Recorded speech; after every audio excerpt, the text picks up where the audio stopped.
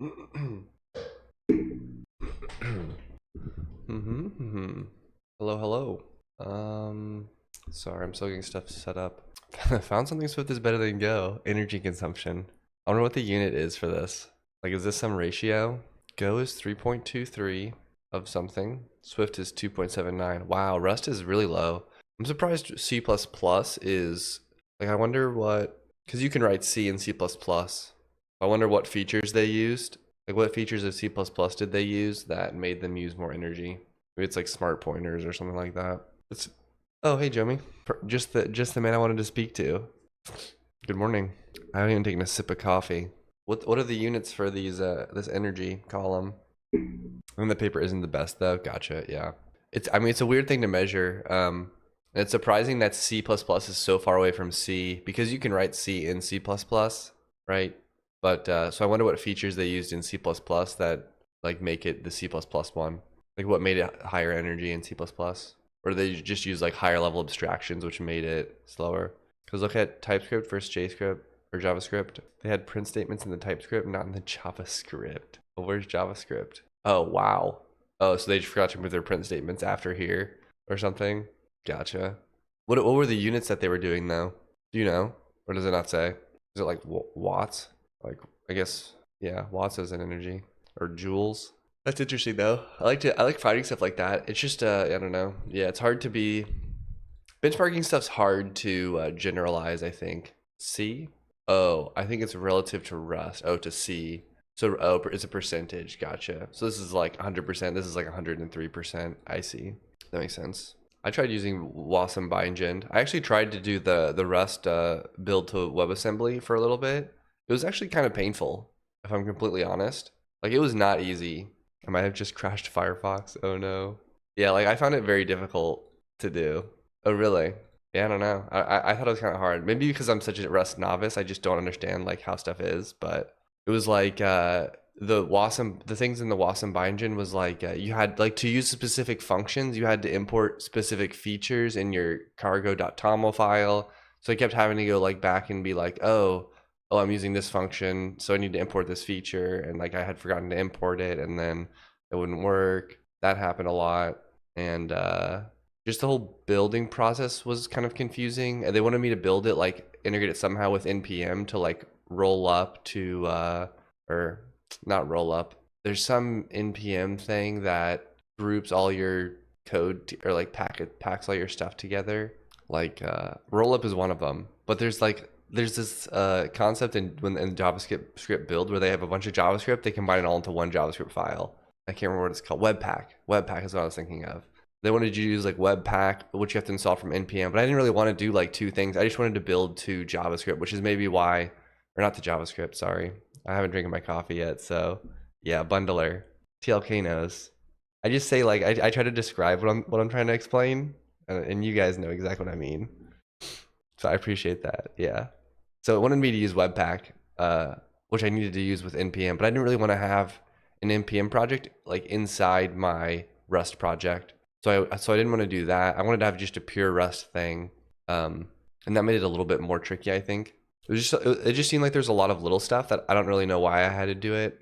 Go is kind of similar too. You have to like copy a file from that because there needs to be some JavaScript file that loads your WebAssembly module. So they had that file, and I was able to load that file over, which made it easier. I'm currently not using Wasmpack and Wasm Bindgen for making a game for my console. Oh, are you doing it in Rust, Jomi? Oh, you can just do that? See, this is the problem. Like, I don't even know what Wasmpack does then. Like, what's even the point? Oh, I guess it builds bindings for you, but it makes it so much more complicated. I would love to have just done cargo build, blah, blah, blah. Maybe I can even use, I don't know. Because that would have made it way more easier. If I could have just built like a WebAssembly, like just like build to WebAssembly, I would have been fine. What does Wasm Bindgen then do then? I guess it's for building bindings, but I don't really know what that means. Like, why do I even need to build that? Yeah, okay. Like console print. Yeah. Yeah. Oh, that's for making JavaScript be able to call Rust?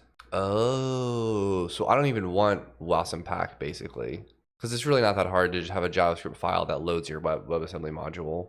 Yeah. So with mine, I tried to use the print line macro, but it just didn't work. Even though I was using, like maybe I had set up wrong. I probably did.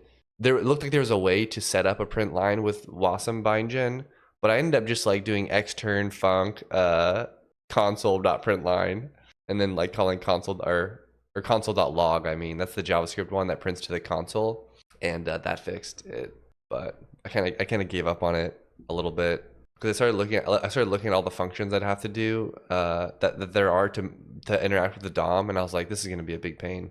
Yeah, that's what Wasm bindgen. Okay, gotcha. Yeah, it's interesting. I wish it was a little bit more clear, like what these things were doing. Like, why do I need to do this, and what's the alternative to using Wasm bindgen? Because I still don't really fully understand why I would use it, but I don't know. I've actually read this. I don't know if Jacob's here. This is a really good read if anybody wants to learn about like video game networking. I read like all of these. They're really, really good.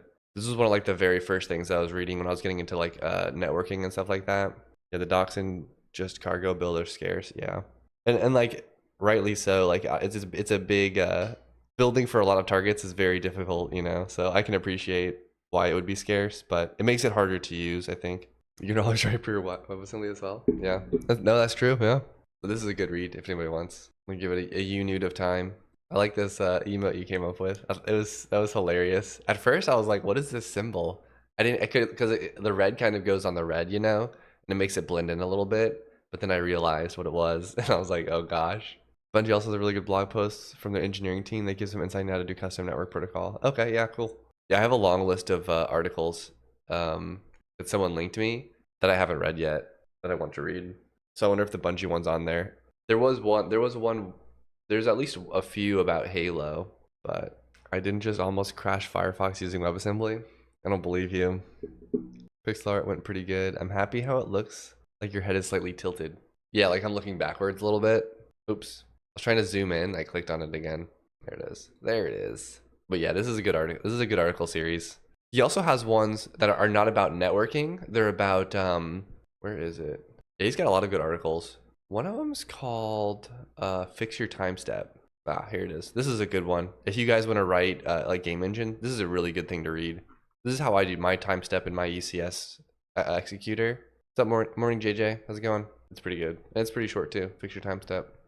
All right. Today we're going back to the MMO project, round 3.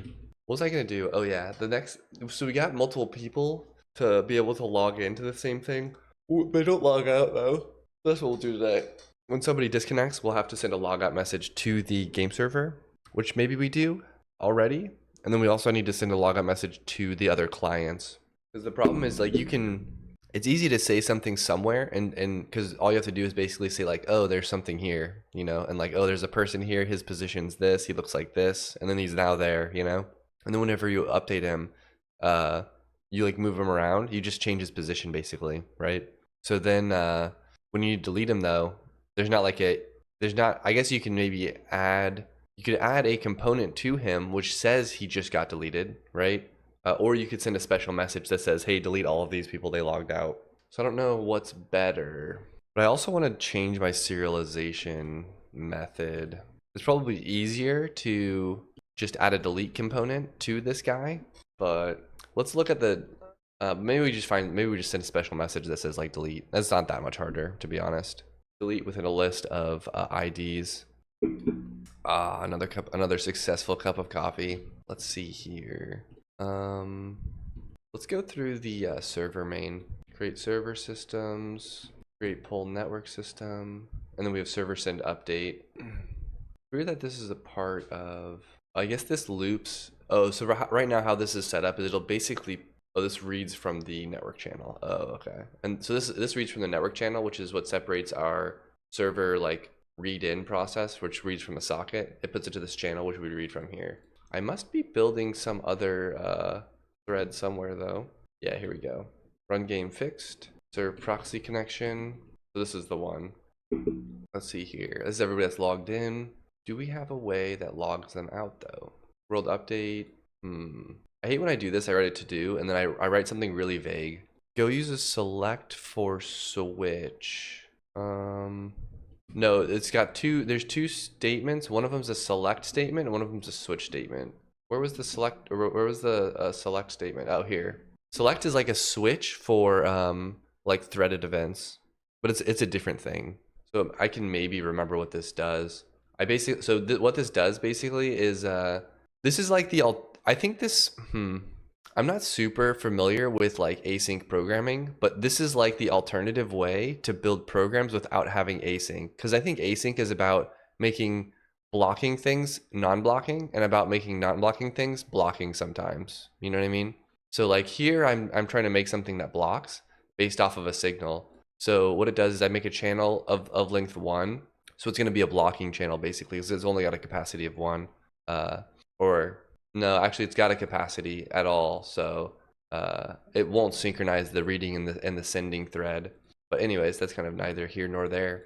But basically you're going to make a channel that's going to be empty. And then this is going to put the OS signal onto the channel when the OS, this is when like an interrupt is thrown. So whenever I hit Control C in my terminal, it's going to put that signal onto this channel. But this returns immediately. And then, so this doesn't block, right? So then I enter the select statement, and this is just listening on the SIGs channel for a signal. And whenever a signal is, so it's going to block here, right? Because there's no default. Because there's no default, it's going, I'm pretty sure because there's no default. I'm not super familiar with this stuff yet, but because there's no default here, this is going to block while it's waiting for something to read from here. And then once it hits Control C or the terminate signal, it'll print out terminating and then quit. So it'll basically block until the signal is read. So it kind of builds this blocking mechanism, but you kind of have to do select statements if you want to like change the blocking behavior of certain things, or you want things to synchronize or stuff like that. But oops, but yeah, that's basically that. What does this do? This is my ECS. It's interesting that I put this on a thread though. I guess I kind of have to if I want to continue to do other stuff. So the one thing oh no, I was about to say that I have a lot of multi-threaded access to my ECS here, but I don't have that actually because I have this thread, or I have this thread and I have this thread. And this one synchronizes this one through a channel. So that means that there's thread safety added right there. And that was that that message channel, this channel, network channel. It's like all the messages. Like I basically pull the message in, parse it, or deserialize it rather, and then I put it on the network channel, which is just always a world update. Let's see here. Let me remember. I basically have this socket receive. I read the message. I unmarshal it to a flat buffer message. Now it's this flat buffer type. I don't think this returns a. I always do that. What does it return? Well, it looks like it returns a world update. Yeah, message world update. Yeah, this one returns client login. This one returns a client login response. We have different type. This could be different type. This isn't really a flat buffer message. I don't know why I called it that. But we look through the different types of what it could be. It could be a world update, in which case we put the data onto the network channel. Like we turn it into a wait, what is that? Sorry, I'm just trying to remember like what exactly this does. It's been a while since I've worked on this project. Oh, now I remember what I did. World. Oh, actually, maybe I don't remember what I did. Component list. Let's get the problem with go to definition is it changes the same one. I wish there was a go to definition, but put it in the other buffer because I want to like reference this while I'm looking at it. You're a put case on the same indentation level as switch kind of guy. Uh-oh. No, that's just my auto tab does that. I don't know what go format does. I assume my auto tabbing, because I can basically like highlight a region and hit tab and it'll like set up the indentation for it for me. I don't really like switches that much just because I think they're kind of hard to read. But for type switches, you can't. There's no other option. Yeah, yeah. I very rarely run Go format. I think if I was on if I was on a team that did Go, I would use Go format. But it's just me, and I like some of the stuff I do. I like. And I think I don't know. I like some of the syntax that I've adopted rather than Go's sometimes. Like Go will force you to do stuff like this. Oh, like this is a good example. Go would force you to do this. But sometimes when I have really basic error checking, I'll just do something like this. I think that that's nice enough. The match in Rust. Yeah, I think the match has good syntax. I like Go format except for the fact that they will if on multiple lines. At least it's not if error is not equal to nil panic. I do that sometimes, to be honest. I will sometimes panic. But I try to like at some point you have to panic, right? You have to be like, oh, like something's misconfigured, so I'm just gonna panic here. So usually the errors bubble up to some point, and then you're like, all right, here I can safely panic. But when it's in your library, and there's some errors that you might retry or things like that. But if like my game loading, I load a lot of stuff in the main function, and then I pass it down inward to like the inner game execution function. And if anything fails to load at the higher level function, it's like, okay, I just gotta unwrap is such a flex. Yeah, it's painful.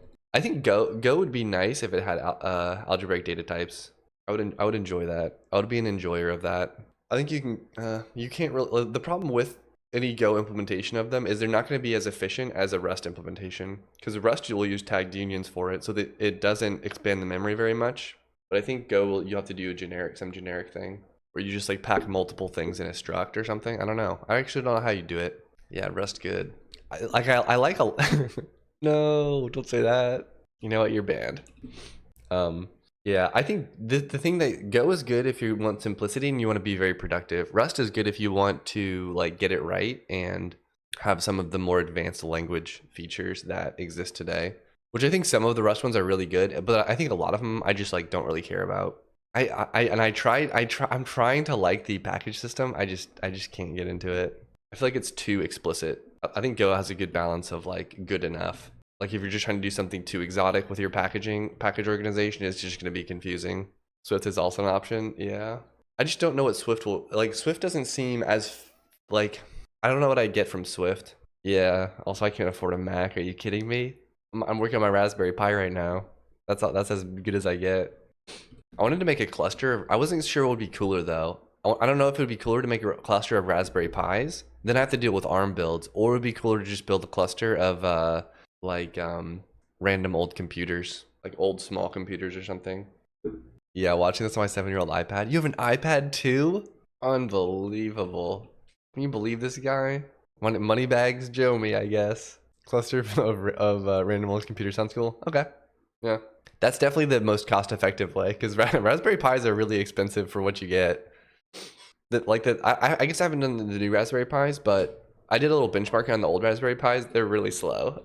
And I was doing builds on them too, on my Raspberry Pi for a bit there, and it's super slow. Like it's like prohibitively slow. My iPad is first generation. Joe, I'm using 7-year-old one. Shake my head. Go to Craigslist and buy all the computers you see. That's true. Yeah. Well, so I think what happens is like companies will buy a bunch of computers for their like employees, you know, but eventually they need to do like a refresh. These are like computers that are lightly used by some person, probably doing like mostly data entry type stuff, working with Excel or writing documents, you know. They're not doing like crypto mining and things like that. So like these are like underused computers probably. So and they're just like old, so they need to get new ones. You should get a Spark server. I don't know what that is actually. But I was hoping I'd be able to find like some like liquidator that's just sells these old corporate computers or something for like $50 each, and I could just put a bunch of those together. I put that link in Discord, the tiny mini micro project. So I was looking at that. That seems like pretty good value. Yeah, I don't know what a Spark server is though. What is that? Also, the thing that's crazy, because I did look on Craigslist a little bit, people expect to get a lot of money for their computers. Like they put their computers on for a lot. Like this is like a piece of junk, but it's like I still want like $200 for it. It's like, are you kidding me? Spark made by Sun. Let me Google it. Oh boy, that'll fit right nicely under my bed. And as I sleep, I'll just be underneath a fan with the whirring. Wake up with a headache every morning. These seem like really high quality. What's an algebraic data type look like? An algebraic data type is also called a sum type. It's basically like a type. It would be like this, or whoops, I mixed those up. Type blah. It would be like int. It'd be like this, except when somebody reads into this type, they can only access one of these. Like this is only ever one of these things.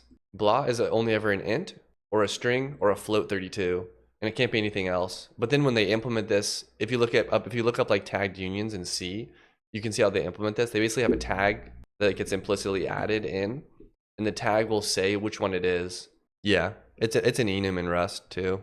They call it that. And then you basically can have this one type. Like if you think of types like this, a type is just a set of possible things that it could be, and I mean like a strictly a set. So like when you have an int type, like that's just something that can be from the negative int min to, or sorry, not negative int min, but int min to like int max. That's something that can be any of those numbers. And a string can be any possible string combinations. But now you've kind of done a union of those two sets.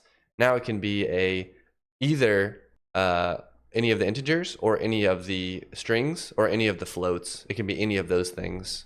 Yeah, that would be, Jomi just sent like what the C code would look like. Yeah, this is called an enum in Rust. What's an algebraic data type? Ooh. Talking about servers, Dell PowerEdge R420, hashtag blaze it. My friend used it now, it has become a meme, my friend group. Is that a good one? Macs do keep their value a lot, yeah. Go to an auction of a defaulted company and buy other computers. That's true. That's probably the best way to do it. I do want kind of low power though. So I want to get I don't want to get like a big beefy desktop. I might take the computers, get like milk cartons or something like that, or like build their own enclosure just so I can pack them together closer. Just motherboard, CPU, get a bunch of NUCs. Yeah. NUCs are kind of expensive too. I don't really need like super high quality. I already bought a switch though. I bought an 8-port switch. Dude was complaining on AWS Reddit. His account got hacked and racked up 200K worth of fees.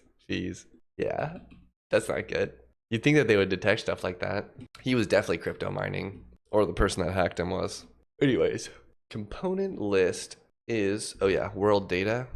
Okay, world data of 0. Oh, so basically what I'm saying is whenever a client sends their message, they just always put it into the 0th slot.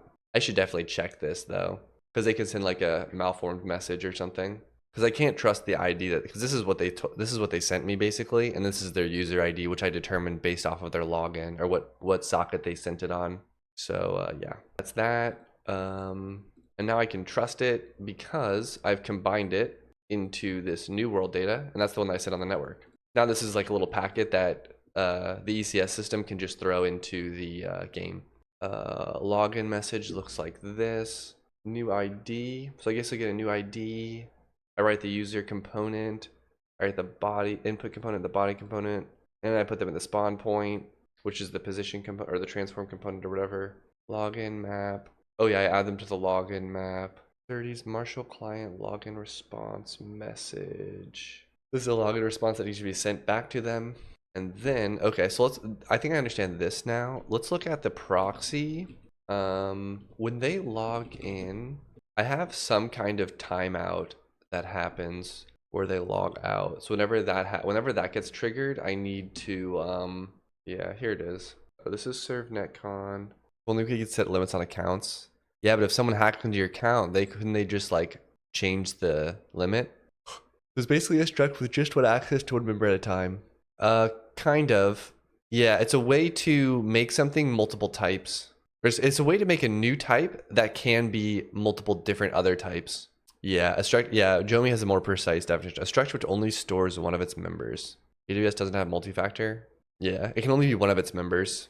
Like, I really think the way to think about it is you're making a type that's a union of multiple types. Like, let me, like, this is how I think of types. Like, here's the set of all integers. Here's the set of all floats. And then if you do like struct with an int and a float, right?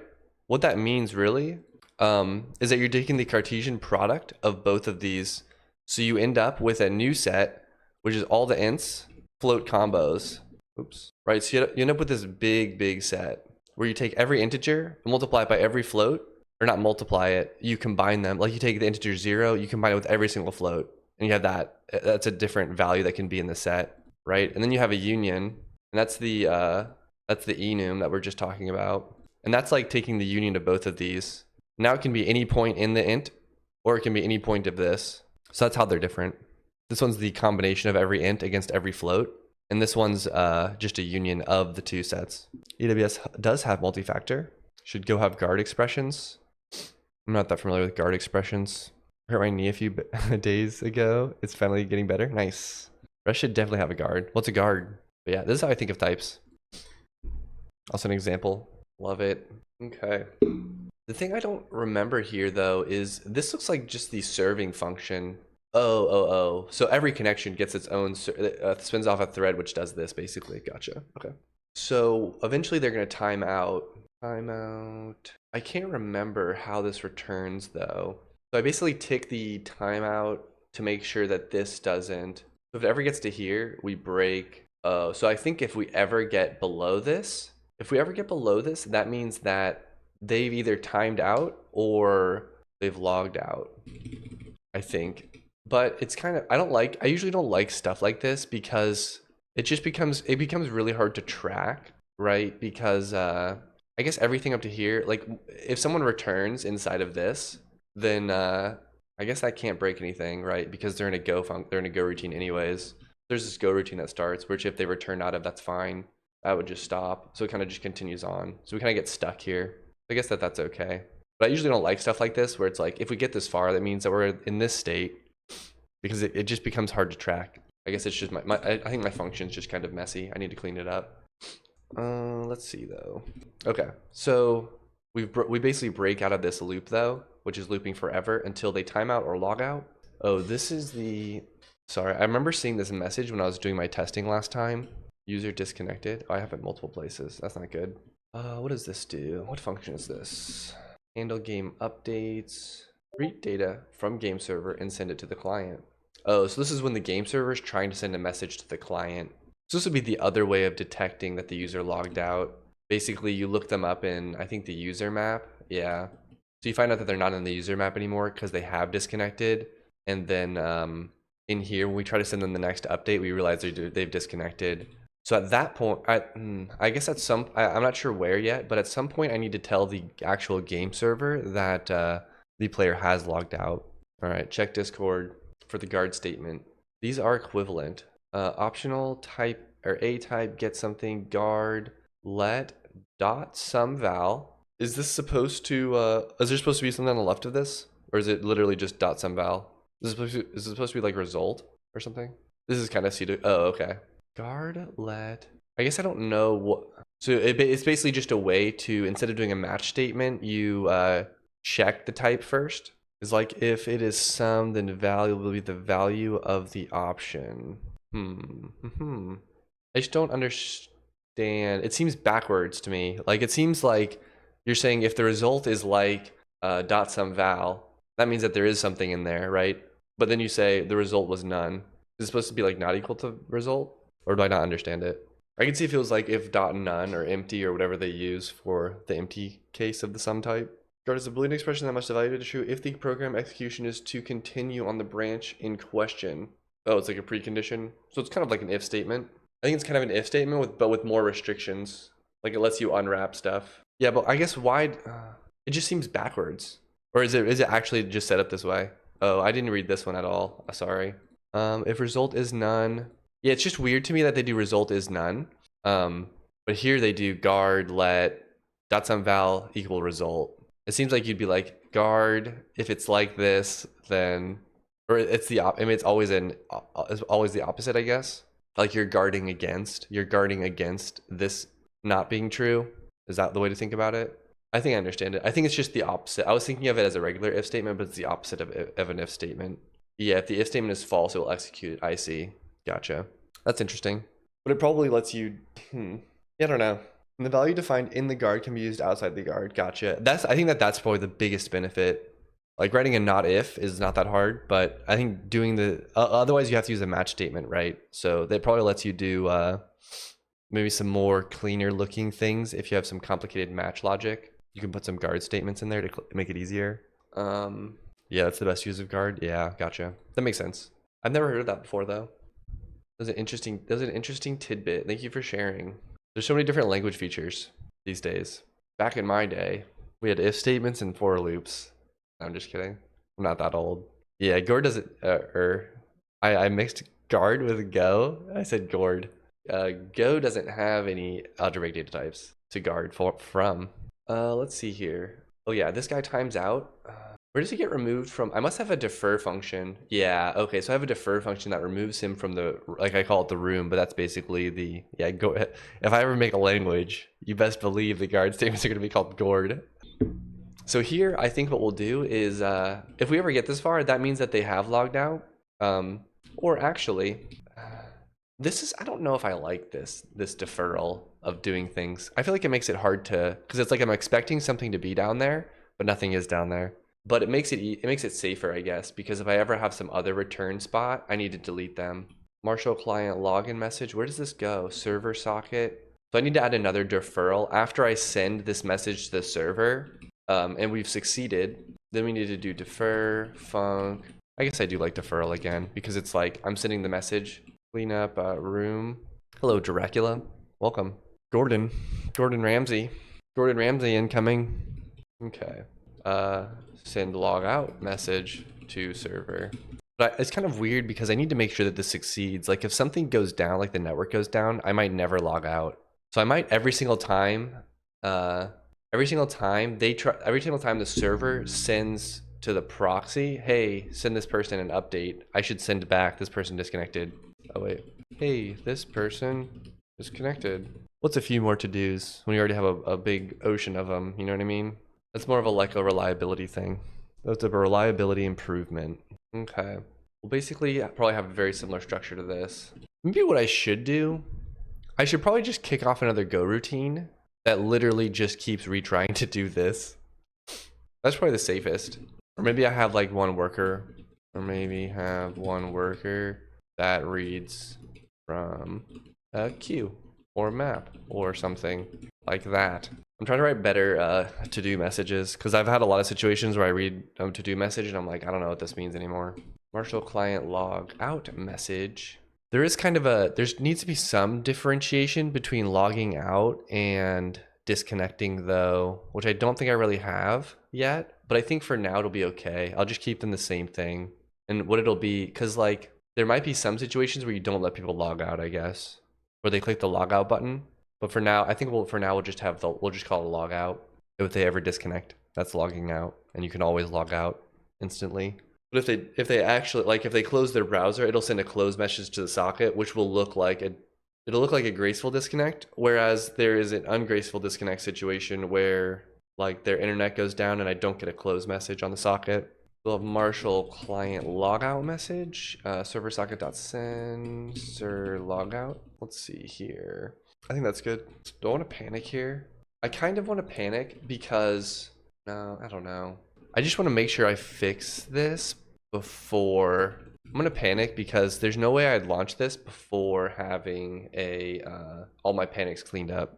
So I'm panicking as a way to remind myself that this needs to be fixed. All right. Let me go make some coffee. My little coffee refresher. I will be right back. Enjoy. Made another infinite loop. Firefox is almost frozen again. Perfect. Sounds like a great start to the day.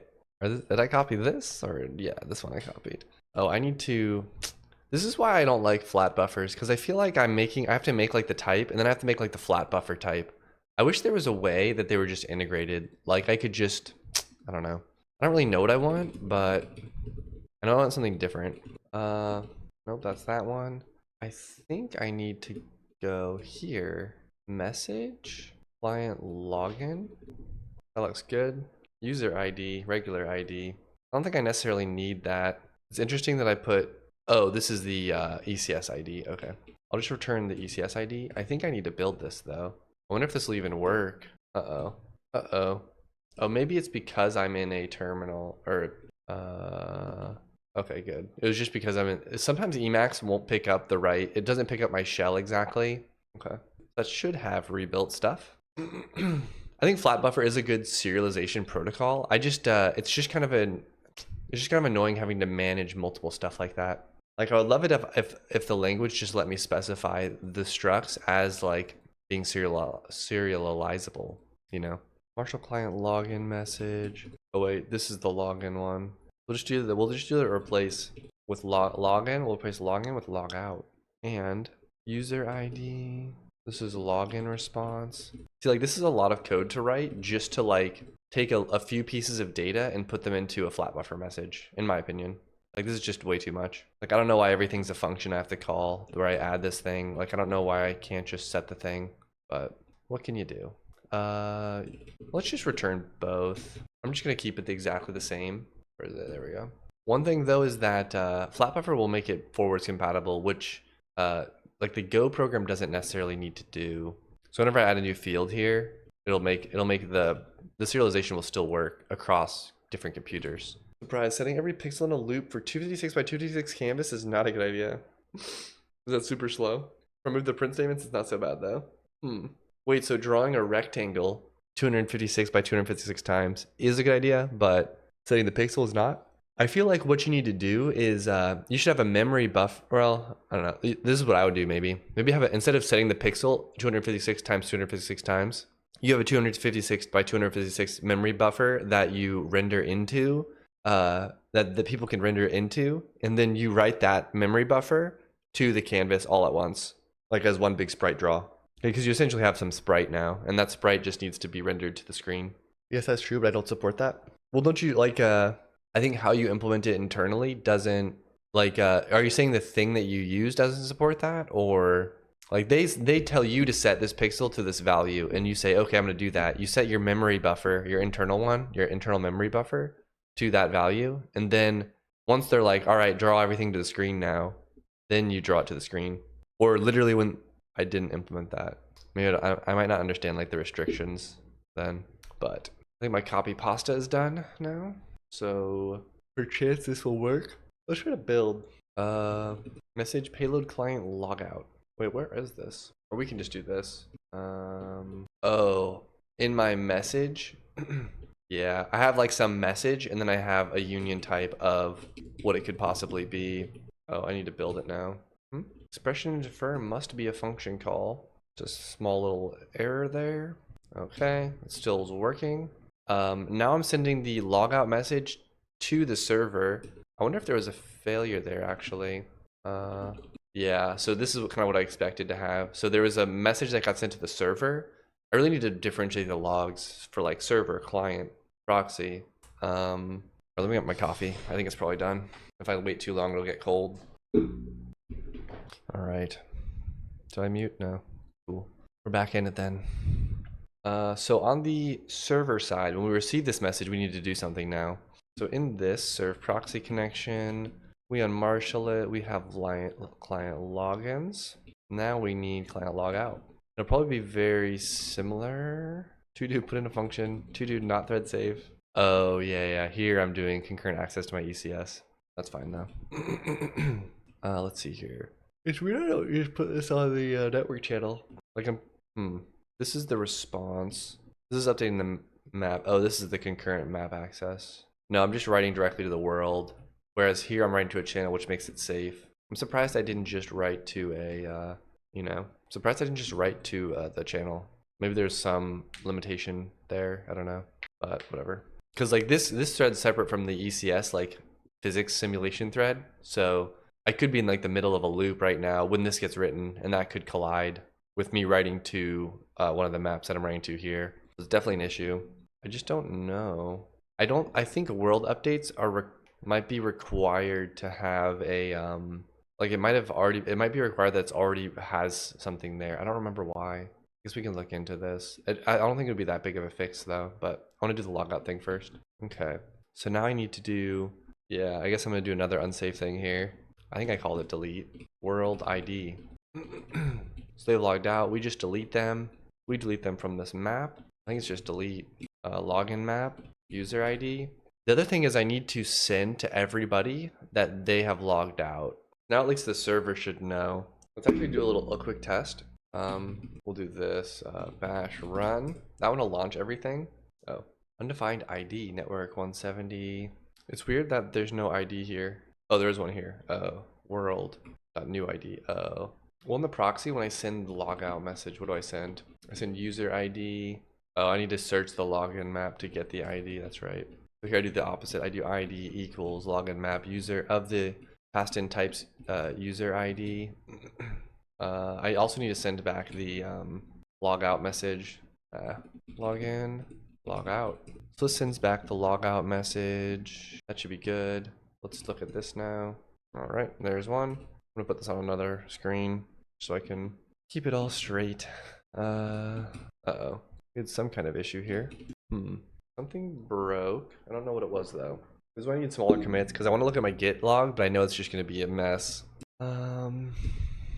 What did I change today? That I added login stuff.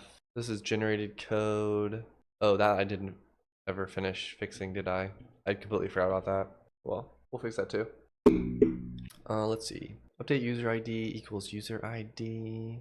Oh, I guess I just copied that up. Okay. I feel like I didn't change any of the login logic, which is why this is kind of strange. I need to have different log levels because it's just so hard to dig through this. Here's what we'll do. Actually, what would we do? This is what I've done before. We could just do this actually. We can do, this will be the server. The server's now running. We're on the proxy. Let's just see what happens when he exits. User disconnected, keeps getting sent in the proxy. Server send update world update. He's still trying to send it there. So I think that the messages we wanted to send didn't actually get sent, which is weird. It might be worth it here, even though it's kind of a pain. I might just switch and have log levels because I have a bunch of spew right now. That's really hard to track. Or I guess I could just comment this stuff out. What is this on the server? We'll just comment it out, I guess. I really do need to have log levels though. User disconnected is okay, but in proxy, unmarshalling. It's weird that I can't find this unless I maybe have it in some function. Ah, that's where it is. Okay, that's the unmarshal part. Handle game update. We got some more. Okay, failed to unmarshal, unknown flatbar message. Payload type client logout. Oh, I think in my flat buffer I forgot to yeah, when you unmarshal a message, I have to add the logout message to this switch statement. Like I feel like I just have to do so many little things. That should be like I feel like this stuff should be kind of automatic. Maybe I'm not structuring it right. I don't know. Because I feel like I'm just copy pasting like stuff. Login. This will be log out. Actually, I already have it typed. Client logout response. 248. Oh, I never made this type, did I? Oops. Not what I wanted. Okay. Okay. We can drive now. There's still a lot of spew, but that's okay. When I hit this, or when I hit this, so that client log out. Oh, this one failed. Unknown message type. Let's read frame header, unknown message type, handle game updates. Let's just do this. I'm losing my mind trying to debug. I'm sorry, bud. That's the eternal struggle of programming though. I know it sucks, but sometimes when I'm stuck on something, it helps if it like weirdly helps if I don't work on it. If I work on something different. But that's just, I don't know. That's just me personally. Maybe it's just like I get happier when I do that, or I feel like coming back to it with a different perspective makes it easier. Because sometimes you get like too into it and like you think you know something to be true, but it's not actually true. Like that ends up being what happens to me a lot when I'm debugging, is I'll think something's true in my code. Like there'll be some invariant that I am like I expect it to always be true, but it's not. It actually ends up not being true in some case or whatever, and that ends up being what caused the bug. Is that I expected something to be the way it was, but it wasn't. And then by expecting it to be a certain way, I end up like glossing over checking that detail. But like tomorrow, you like remember a little bit less. I think, I don't know. I'm kind of making stuff up now, but the next day I feel like I have a little bit better shot on something hard, or I'll be like, this is a stupid idea. I'm just gonna do something different. Unknown message type. I have another switch statement for messages. It's painful. I don't know any other way to do this though. Oh, wait a second. Oh yeah, so I'm sending the logout message, but then I receive a response that says, yes, they successfully logged out. That's interesting because I have kind of this, like I feel like I'm building up to needing like an RPC. Because some messages I want to send like kind of not on a schedule, somewhat asynchronously, like logging in and logging out are just kind of like spuriously happening at different times.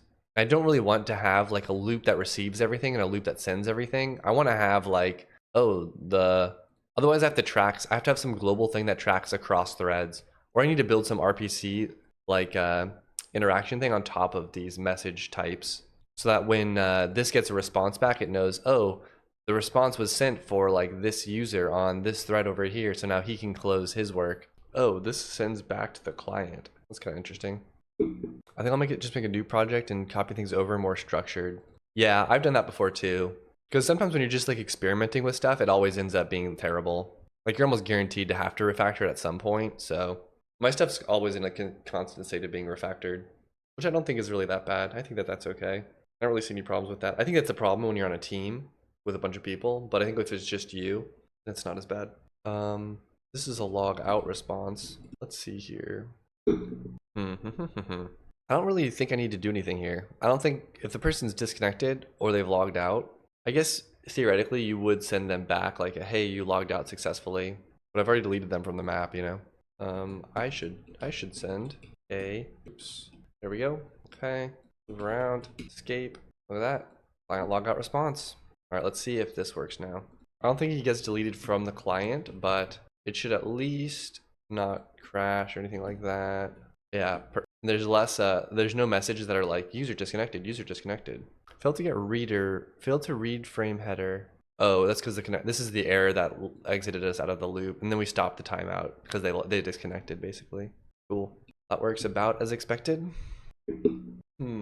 What's next? Oh, now I need to get the client to, like, once someone logs out, I need to tell everybody that they've logged out. And that's kind of an awkward thing, because if you delete the, like, because you don't really know who needs to know that they logged out. You know what I mean? I guess for now we're kind of being very basic and we're sending every update to everybody.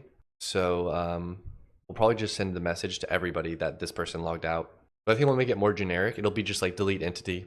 It'll just be a delete entity message. I'm trying to think, does that work? Or maybe I send a list of entities that need to be deleted. I think there's two ways something can delete. Like either it could have a component where the client and server both know the time that it's going to delete, or like have some, like either side could either deterministically know that this thing is going to get deleted at some time or some place or something like that and do it itself. But then there's things that are not deterministic, like users logging out.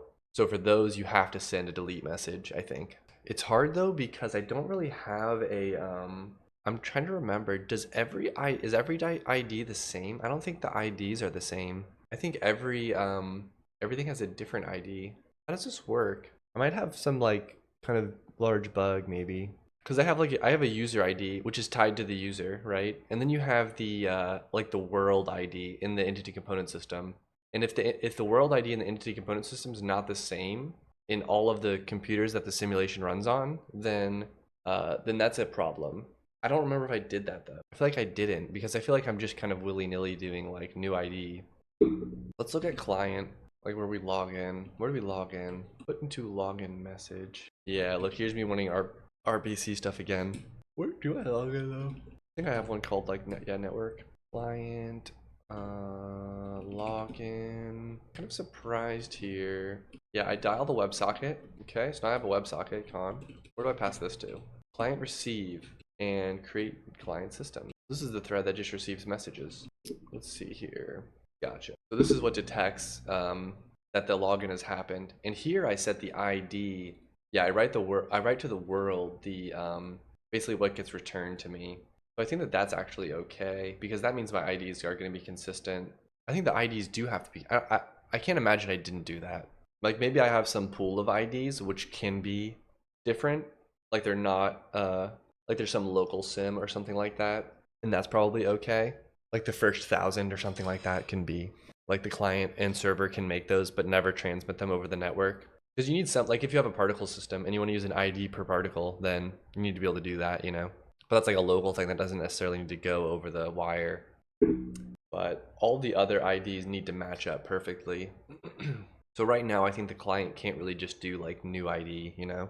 I would have to have some sort of construct in there that's like new local ID, or have another ECS, like have two ECSs, one that's like a local world and one that's a, that's going to make it really hard to interact with systems because now you have these two worlds. Lots to think about. But I think for now we're not doing any of that stuff. That's more like future work. For now, everything's going over the network and the client just tries to like guesstimate the simulation. So I think we can just pass a list of IDs to delete, like say like, hey, delete this stuff. So I guess we need a new message then. I guess there's two ways to do it. You could either put a like network delete component in everything, and then that'll just get serialized like normal and then passed over. Or you have a special message that says like delete all of this stuff. I'm not really sure what's better, to be honest. I almost feel like, well, the server, when they get a logout, they delete it, right? Yeah. So if when the server receives the logout message from the user, right now we just immediately delete the thing. But what we could do is we could set the component to delete and then keep him around for like a little while, you know, or tag him somehow. That I feel like that's just getting kind of complicated. So we definitely want to remove him from the ECS. So that means we need some special way to delete it. So I guess we'll make a new a new delete message. I mean, we could send, yeah, it'll probably just be like a queue or a list of things to delete. All right, more flat buffer stuff. Let's actually, maybe we can fix two things at once here. Oh, I do have body here. Interesting. For some reason, this isn't getting sent over, but I don't know why that is. Oh, I have it commented out for some reason. Partial world update message. I don't know why I commented this out. Weird. How do I exit this? There we go. Yeah, I'm not sure. I'm not sure why that is the way that it is, but that's fine. I guess partial world update message. Let's look at the server. Let us look at the server where we send messages. Ugh. This is our like read message and sending stuff back logic. Let's see here.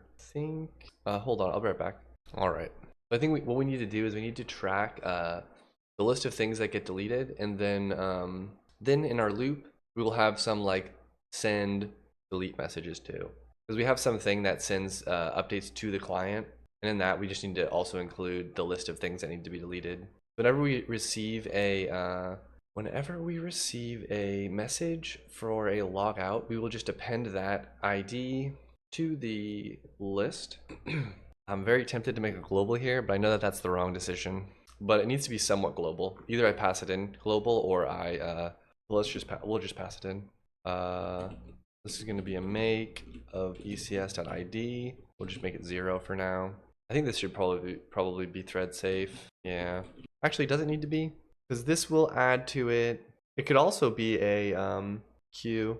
But I really just want a list of IDs, and then I send all of that. I send that big block of IDs. Sorry for looking so much work. Oh, no problem. All good, Dracula. I understand. You gotta get your job done. That's the most important thing. But once we serve the proxy connection, or serve the connection to the proxy, I need to rename these functions. Then, whenever someone logs out, oh, we need to pass it in. Delete list. It'll be a list of IDs. Oh, the problem is though, is that I have to pass this as a pointer. I should probably what I should do is make this a type, like a special type that has mutex and has the thing. I feel like my problem is that I always know what I should do, but I'm just always too lazy to do it. I'm just like, I can fix it later. Even though well, I guess I'm not sure that this is the right way to go, which is why I'm holding off on spending time doing it the right way. But I end up with kind of a confusing code base because I do that a lot. That's my moment of self-reflection. But this person logs out, we get their ID, we delete them from the ECS, and then we append them. Yeah, let's just make it. I'm just gonna make a type because it's like I don't really want to even think about how this gets passed around. I think that this is the right type. Or did you do RW mutex? What if I used a mutex? Or have I? Yeah, I used them in proxy. Okay, so we'll pass in a delete list, and then in back in main, memo.new delete list. Oh, hey, look at this. We'll do this. New delete list, delete list, delete list, list, ecs.id, make it 0 length. Do you need to initialize mutexes? I guess not, because I don't do it here. So it must be okay. If I do it over here, it must be safe, right? Actually, this should be private. We don't need this to be public. This probably doesn't also need to be public as well, because all the work's gonna happen here. We can do that. I never know what to call this stuff, because it's like, I want to call it delete list, but then I also want to have something inside of it, and I don't really know what to call that. It's just like delete list dot list. Let's see here. I think I'll just, I think I'm just going to, I'm not going to add any like functions to use this, because it gets kind of confusing with the mutex, and I want to just directly read this list anyways. I'm not going to like protect it that tightly. I'm just going to assume that people are going to use the mutex. And by people, I mean that I'll use the mutex. Let's see here. When they log out, we delete them. We delete them from the map, and then we'll do delete list equals append delete list dot list dot list. I guess I gotta add an append function, but lock, is it w lock, w unlock? I call it mute. I like mute better for mutex, but now it's like conflated with mutable. Let's see. So we delete this ID basically. So we're appending basically to this ID needs to get deleted to the delete list. Then now we have the we need to look for the function that sends updates, so aka server send update transform up. I don't know what that does. But we basically, what do we do here? We loop through these. We build the world update that we're gonna send to everybody basically. I mean, I could put the delete list. I could literally not make another type and just put it in a world update message. Otherwise, I send 2 messages. This way, I only send 1. I don't really know. Probably doesn't matter that much, but I'll probably put it in its own message. It just sucks because I need to update all of the switches basically. It's kind of annoying, but necessary. I need to abstract away the networking stuff better. I didn't do a very good job of that, but I think it's good because I kind of I've done a lot of experimentation. I kind of think I know what I want more, rather than if I just built it from the outset, I probably would have built it wrong anyways. But now I think I kind of know, like I have like a high level of vision of what I would need to make, like what features would be nice. But so either we can do like this marshals the world update and sends it to all the users. Oh, actually, oh no. I was thinking that one user is going to be deleted, but that one we don't have to send this to because he's left. We could either pack it into here, world update message, world data update. Like I could literally just be like delete list. Here's the things that need to be deleted. Actually, let's just do that. I think that that's fine. I don't really see an issue with that. We have all the entities, and then we're gonna have like delete, and this is gonna be uint32. It's hard to remember all the different types. I wish that I could couple together. Like flat buffers is nice, but I wish that I could couple together the fact that my ECS ID is a uint32 and that I want this to be my ECS ID, the same type as that, you know? But I don't really see I don't know. I don't really see a way to do that other than like generate my flat buffer off of my struct somehow. But there is some amount of like decoupling that you do want. Like I probably want an external type and I want an internal type, you know? But I don't think that really conflicts. I think I could get both of those. Anyways. That's where I could see Rust macros being really nice. Like imagine you just have your types internally and then you add some like, I don't really know how you do it in Rust, but you add the little thing above it, whatever that's called, and that just generates your serialization code for you. Like stuff like that seems very nice. As long as it's well documented, like where that comes from and what it does, you know? Macros in Rust are nice, yeah. Yeah, I find myself like thinking like, oh, that would be nice if I had a macro that just did this, you know? I know it would probably be pretty hard to write this macro that I'm talking about, but it would be nice if I had it. But I've literally written no Rust macros, so I don't really know, like, maybe they are pretty easy to do, I'm not sure. Oh, this needs to be a list of uint32s. I assume that this can probably be null, or I can probably also not set it if I don't have one. But what we'll do here is we'll have a delete, run game fixed. I guess I need to make this further up. Yeah, there's kind of like, I'm setting up a little bit of stuff that needs to be passed into all the things. Depends. Some of them are easy, some of them are hard. Like depends on how complicated your macro is. Yeah, gotcha. Like they seem like they can do a lot. Like it seems like it's its own language. I guess it's Lisp too. I know a little bit of Lisp because I use Emacs, so everything I do has to be like any like extensions that I want to write, I do it in Lisp. Not that I write very many to be honest, but I'll add that. And then here, well, we need to rebuild this. Bash looks good. Marshall world update message. This is the components. Let's split this again and look at message. Add ID. Wait, where's that? Oh, this is adding the components. This is user ID. Where does user ID get used? Update.world. Well, it's weird that I have this, but I don't actually write it. Oh, I write it further down. I thought the function ended here for some reason. I hope Helix gets extensions soon. Yeah. I would love to use Helix, honestly, because I think that even in terminal, it looks pretty nice. Like, I don't really need Emacs running a GUI, just that, like, some things don't work on Emacs in the terminal. Like, I think scrolling and a few weird things like that. But I couldn't get Helix to have the keybinds that I want. If there's, like, an Emacs mode for Helix, I'd use it. And also, there's some extensions I feel like I can't live without. I kind of want to go back to command line git, back to the dark ages. Yeah, add user ID, add entities, flat message dot world update add delete list, or no, add delete builder update dot delete list. I'm using command line git. Yeah, it just takes me longer. Like I'm able to make commits really fast and like stage things, unstage things, rebase. The problem, the only downside about it is that if I don't have Emacs, and like sometimes people at work will be like, hey, how do you do this thing in Git? And it's like, I don't know how to do that in command line, but I know how to do it in Emacs. Like I know, like, and I can tell them like what they need to do. Like, oh, you need to like pull and then like rebase and like put your commits on top of what you pulled. But I don't know like the git command to do that anymore. I don't know if I don't know if I ever do the git command to do that, to be honest. So we need to look at the unmarshal message. We get a world update. Did I make it capital? Oh, I didn't even add it. Look at that. Well, did I do it here? Oh, I didn't pass this through yet. Let's just do that. Delete list, delete list. Oh wait, this needs to be a pointer. I think that this is the next one that I pass it to, right? Oh no, that's pulling from, wait, what is this doing? No, that's not right. Yeah, server send update. That's the one that I need to use delete list. That means that this one needs the delete list, which I already added. And then that one I'll do, did I add it? I don't think I need to do anything else other than that. Oh no, I need to do delete list. Yeah, Surdy's world update. This just needs to be, I guess I should probably make a copy of this, huh? Of this slice. It's probably not that big of a copy, to be honest. Because I think if I'm deleting like hundreds and thousands of objects, then something else is wrong. I think this is for like less than 100. There will probably be less than 100 elements here.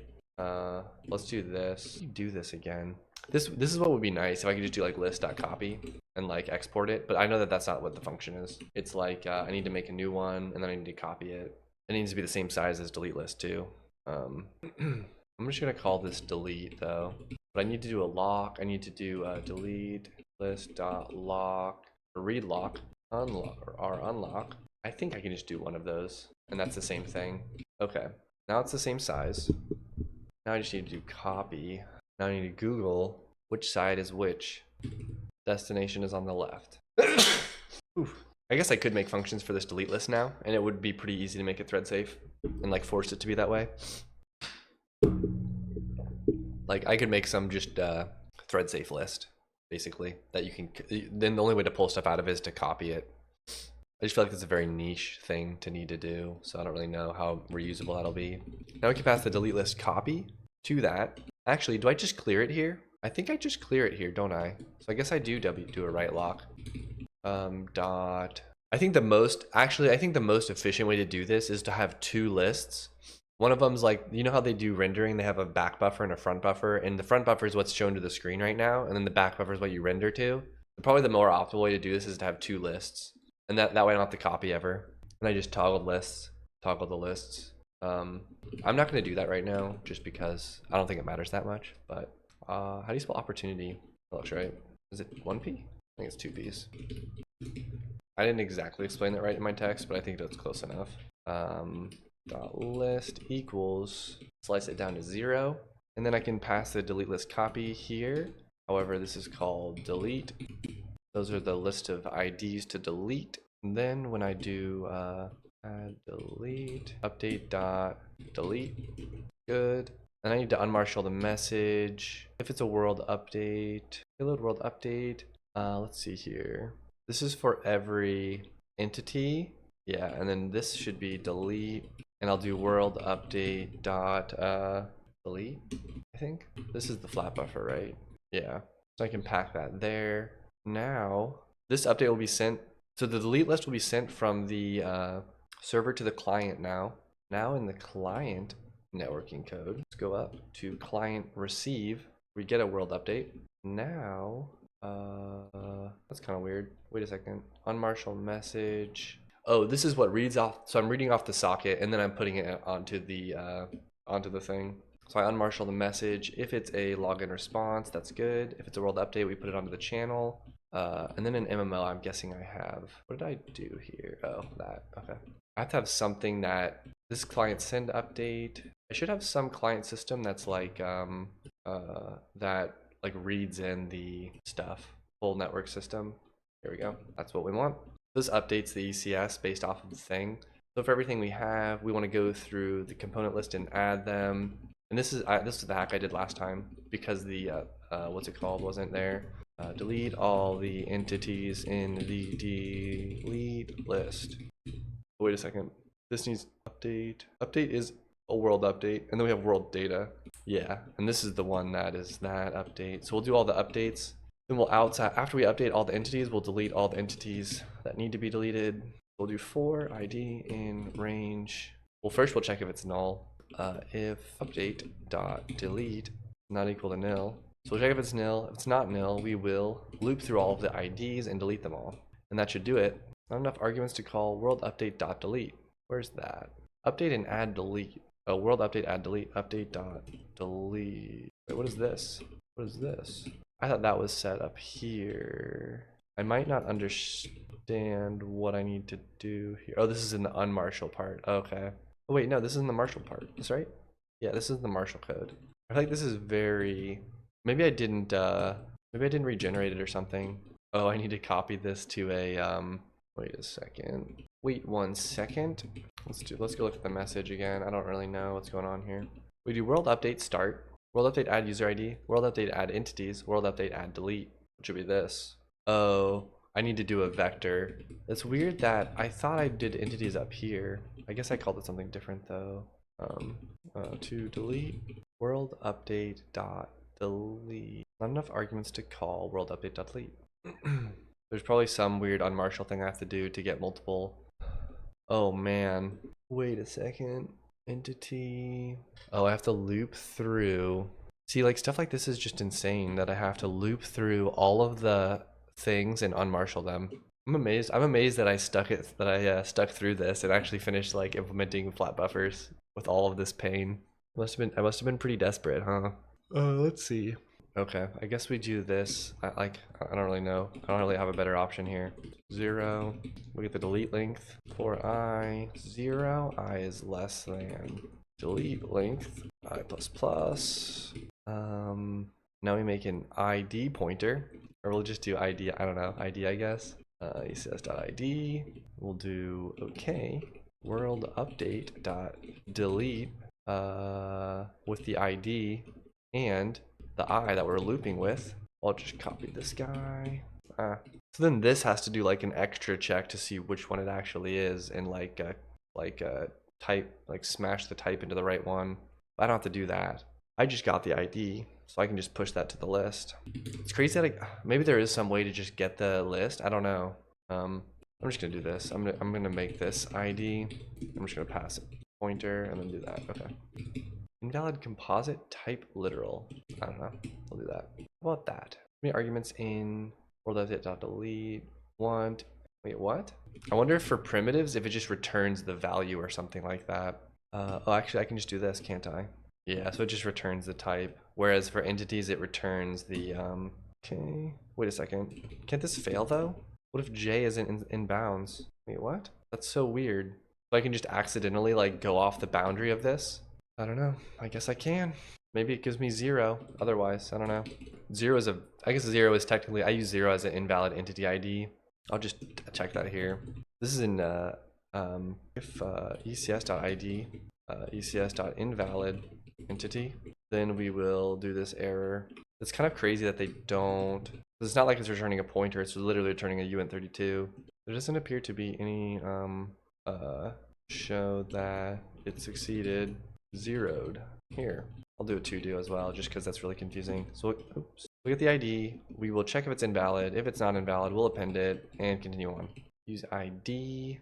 ECS.id. We'll cast it. wlock undefined. Oh, I need to do mutex sync. Okay. Huh? That's kind of weird.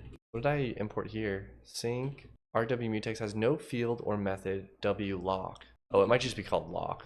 Yeah, okay. I guess that's okay. All right, there was an error.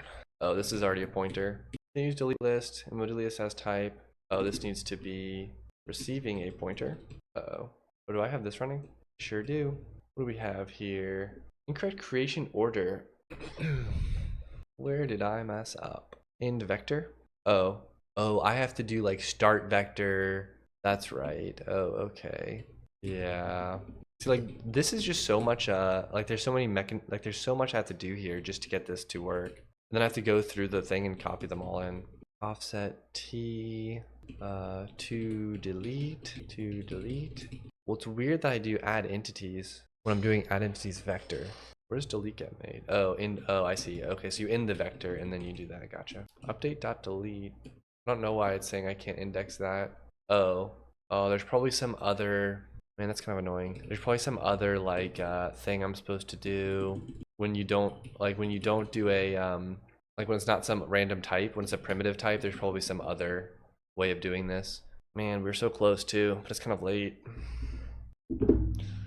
I'll just leave a note for myself for next time. I kind of don't like flat buffers anymore. Like it's kind of my arch nemesis. But that will be all for today. Thank you for watching. Pretty good turnout today. Appreciate all the conversations. Don't laugh at me, Jomi. Everybody has their arch nemesis. Mine is flat buffers. Cool. Glad you enjoyed it. I feel like this is more entertaining to watch than me trying to figure out how to design a game. So I think I'll work on my game on my other spare time, and I think the MMO one's less game designy and more programmy, which probably makes it a little bit more entertaining. Like I actually get stuff done. Whereas in the game design stuff, I'm like, I don't know, it's fun. It's a lot of like me talking to myself, being like, I don't know, I don't know what to do next. But here I actually kind of know what I'm doing. So yeah, see you, Dracula. Thanks all for stopping by. I will see you guys on Thursday, bright and early for me at least. Maybe not early for you, but that's yet to be seen. All right, see you later.